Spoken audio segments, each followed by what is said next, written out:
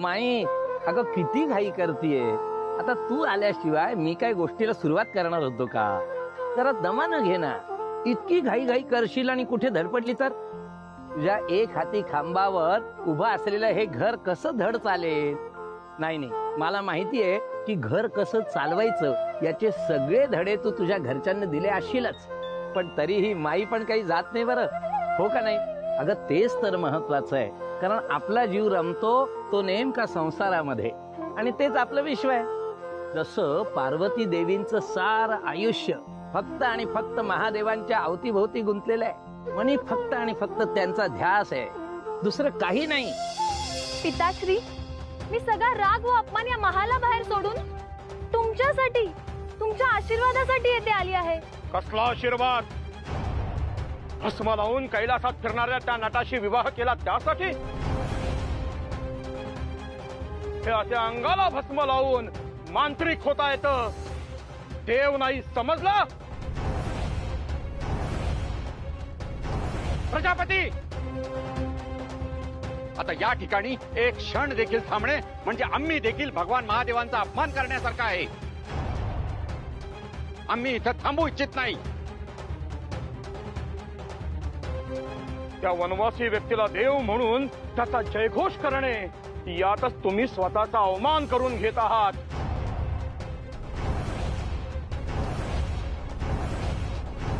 त्याला पूजणे हा जर धर्म असेल तर त्यापेक्षा अधर्मी राहणे हेच मी स्वीकारेन.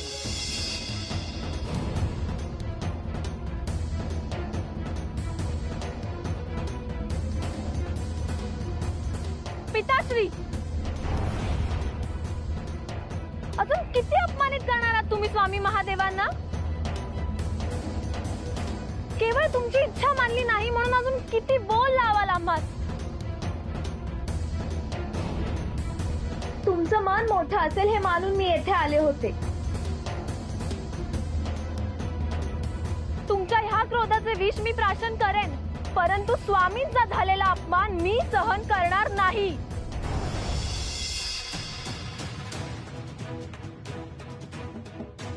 तुझ्या नवऱ्याची बाजू माझ्या समोर मांडू नकोस. या यज्ञात अनर्थ आणलाय तू आणि तुझ्या त्या शंकरानं.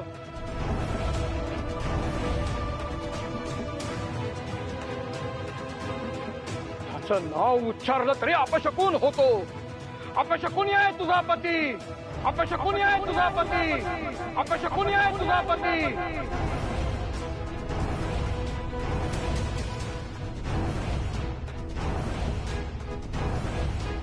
थांबा पिताश्री, अजून अवमान मी नाही सहन करू शकणार.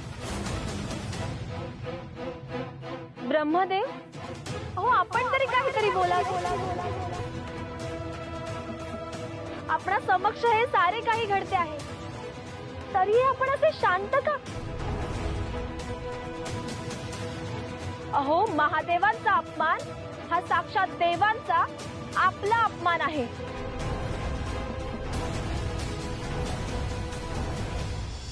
सत्य आहे सती, परंतु मी वचनाच्या मर्यादेने बांधलो गेलो आहे. दक्ष प्रजापतीच्या बोलाचे उत्तर दधीजींप्रमाणे देऊन सभात्याग करावा असं माझ्याही मनी आलं होतं.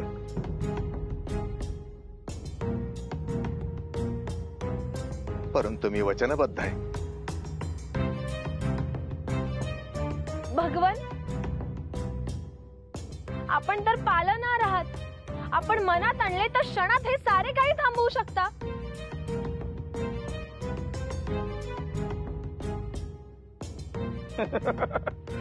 कुणासमोर याचना करतेस सती? अरे साक्षात भगवान विष्णूंनी मला वचन दिलंय माझ्या संरक्षणाचं, आणि तेच मला शासन करतील.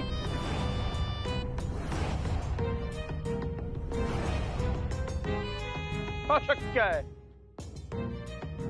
पण तुला हे समजणार कसे? पित्याचं मन मोडून पळून गेलेली तू ही सगळी कुरापती शिकवण त्या नटाचीच दिसते.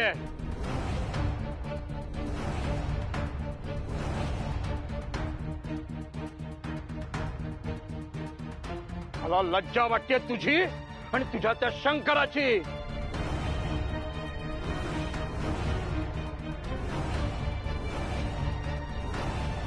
तुझ्यात अजून जर लाज असेल तर इथून निघून जा. का निघून इथून?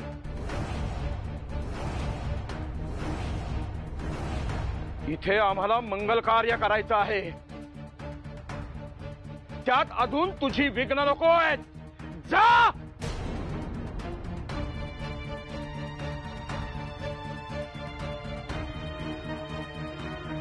कुठे जाऊ?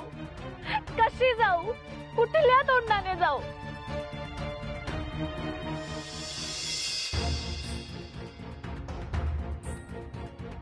जे महादेव मला अडून अडून सुचवू पाहत होते की येथे येऊ नकोस, माझ्या येथे येण्याने होणाऱ्या अनर्थाची ते मला जाणीव करून देत होते. ते सारे काही जुगारून मी येथे आली होते.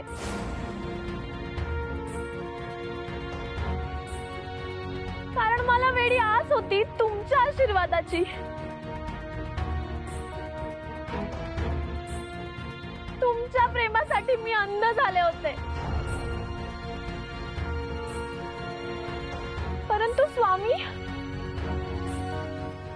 अंतर्यामी आहेत हे मीच कसे विसरले.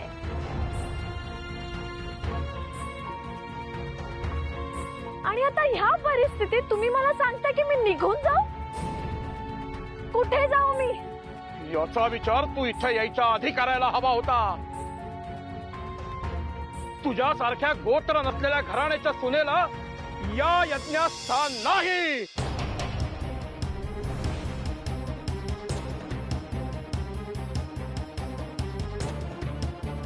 जा इथून निघून. चालती हो.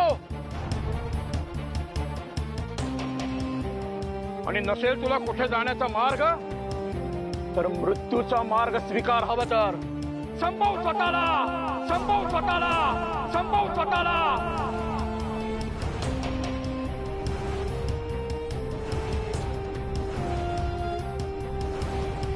पण इथून नाहीशी हो. जा.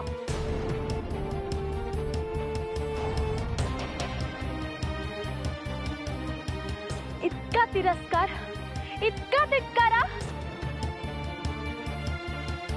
मग ऐका पिताश्री, माझे स्वामी भगवान श्री महादेव यांचा अपमान करणाऱ्या तुमच्या पोटी मी जन्माला यावं हे माझं सर्वात मोठं दुर्भाग्य.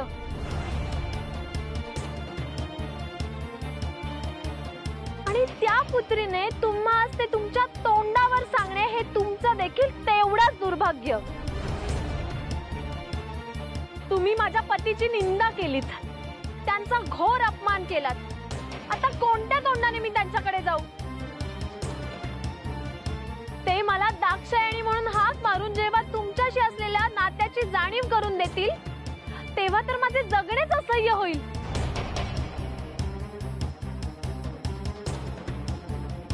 आता माझ्याकडे एकच पर्याय आहे.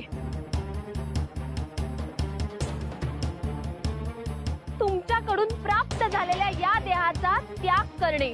त्याग करणे. त्याग करणे.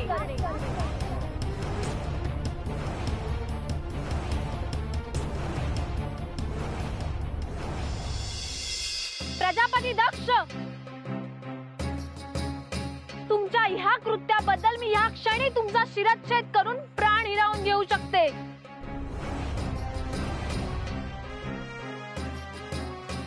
परंतु माझ्याकडून हे पाप होणार नाही आणि त्याची हळहळ होत राहील.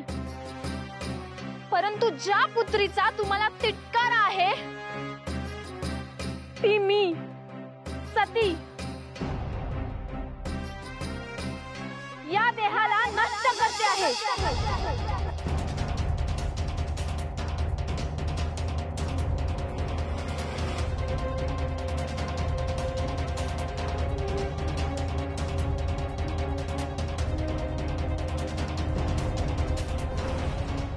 अगदी तुम्ही म्हणताय त्यानुसार जर काही अनर्थ झाला तोही पिताश्रींच्या क्रोधामुळे आणि माझे काही अहित झाले तरीही आपण अजिबात येऊ नका. जोपर्यंत मी तेथे असेन तोपर्यंत तुम्ही तुमचे पाऊल देखील तिथे ठेवू नका. हवं तर ही माझी अंतिम इच्छा समजावी स्वामी. नाही सती नाही, तुझ्या या मातेसाठी हे पाऊल उचलू नकोस. देवी देवी, एकदा आपण श्री महादेवांचा परामर्श घ्यावा. होय देवी सती, काळ हे प्रत्येक समस्येचे उत्तर असते. याच भ्रमात होते मी भगवन, परंतु तसे झाले नाही. आता माझे मनोधैर्य कोणीही मोडू शकत नाही. अगदी स्वामी आले तरीही नाही. आणि ह्या अपमानित नजरेने मी त्यांना सामोरे देखील जाऊ शकत नाही. त्यापेक्षा मी स्वतःला नष्ट केलेलेच योग्य, नष्ट केलेलेच योग्य, नष्ट केलेलेच योग्य.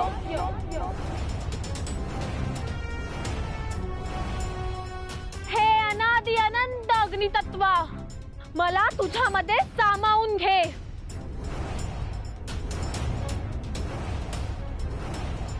योग विद्येने माझ्या शरीरात प्रवेश करून अग्नी तयार कर.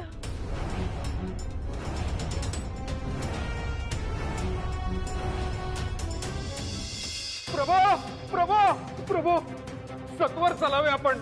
हा होणारा अनर्थ आपणच टाळू शकता. नाही नंदी, आम्ही तिथे नाही जाऊ शकत, म्हणूनच तुम्हाला पाठवले होते ते थांबवण्यास. परंतु प्रभो, मी माझ्या मर्यादेमुळे बांधलो गेलोय. आणि आम्ही सतीने दिलेल्या शपथेमुळे त्या तिथे आहेत, तोपर्यंत आम्ही तिथे पाऊल नाही ठेवू शकत. प्रभो, वचनभंग करा हवं तर, पण चला प्रभो. पण ते धर्माला धरून नसेल नंदी. प्रभो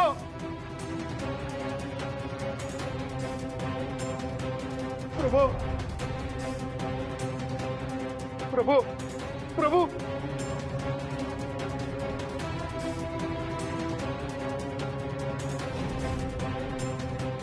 स्वामी थांबवा हे, स्वामी थांबवा, स्वामी थांबवा. नाही, ओम नमः शिवाय. सती ओम नमः शिवाय. सती नको, सती.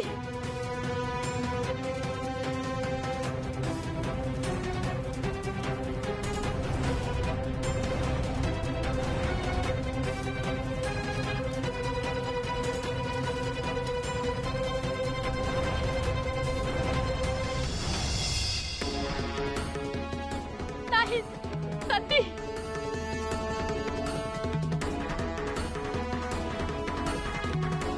सती, मातेचं ऐक सती.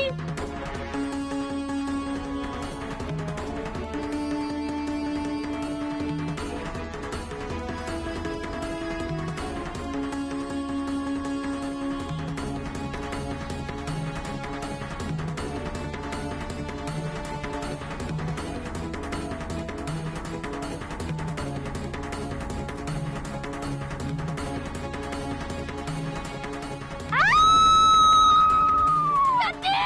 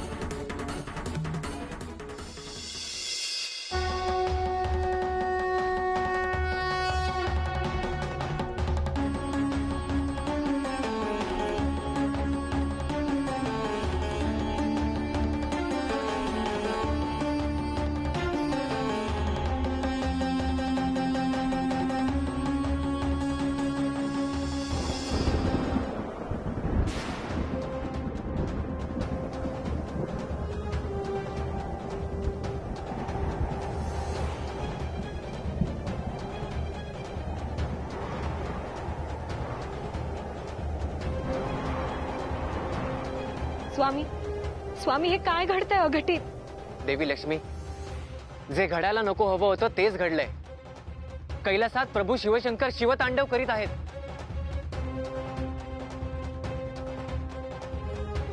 प्रजापती, अनर्थ होऊ लागला आहे. देवी सतीच्या ह्या कृत्यामुळे कैलासात शिवशंकर विमनस्क झाले आहेत आणि शिवतांडव सुरू झाल्यामुळे संपूर्ण सृष्टी दोलायमान झाली आहे. जर हे थांबलं नाही तर प्रलय होईल, सृष्टीचा अंत होईल. यातून तूच मार्ग काढू शकतोस.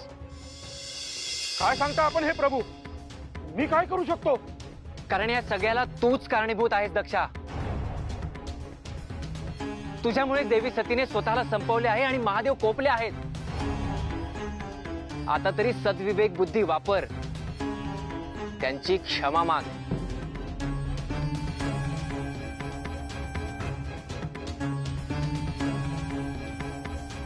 कदाचित ते क्षमा करतील.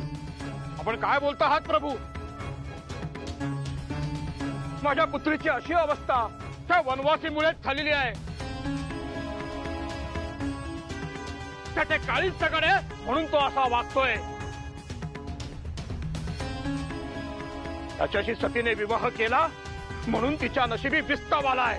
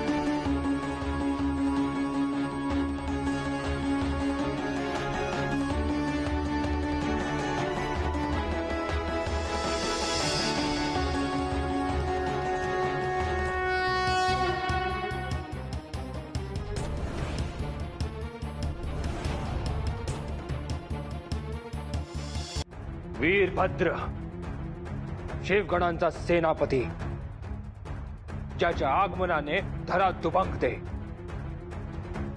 अग्नी देखील जळून जातो. सर्व जीव प्राण मुठीत घेऊन जीवाची याचना करतात. असा शिवाचा एकमेव द्वितीय रुद्र अवतार आहेस तू. हे महादेव, मी आपल्या महासागरातला एक अंश आहे. बोला, काय आज्ञा आहे माझ्यासाठी? माझी एकमेव इच्छा आहे. प्रजापती दक्षचा शिरच्छेद कर, शिरच्छेद कर, शिरच्छेद कर. जशी आपली आज्ञा. जा.